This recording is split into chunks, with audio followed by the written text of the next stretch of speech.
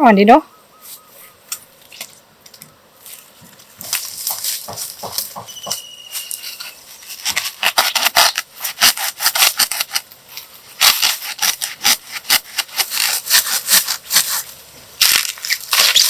โอ้มีน้ำในนี้ด้วย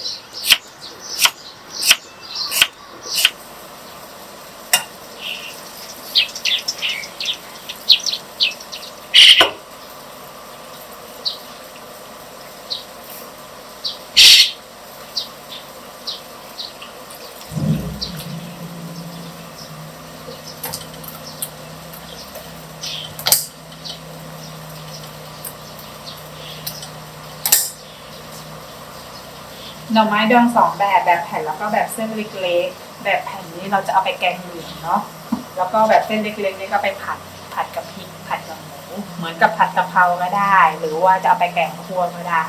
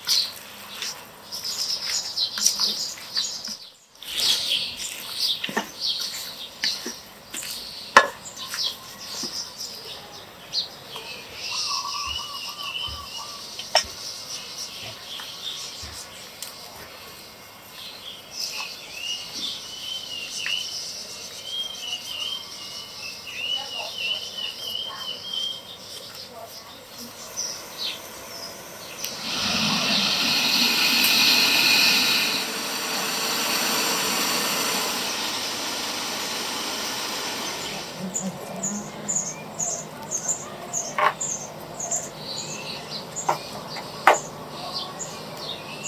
ากินไหมอ่ะ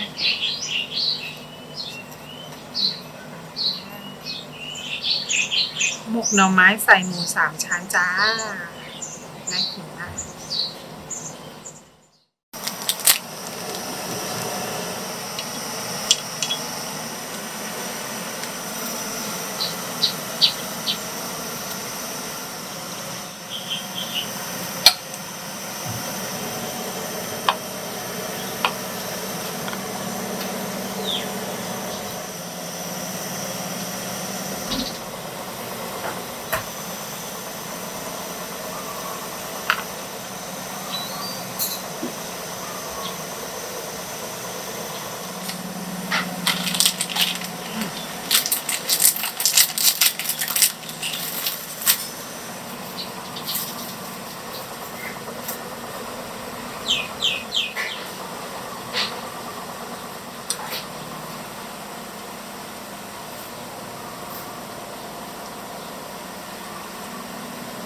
หน่อไม้ที่เราไปตัดมาจ้าเอามาแกงจืดไปกินกันจ้า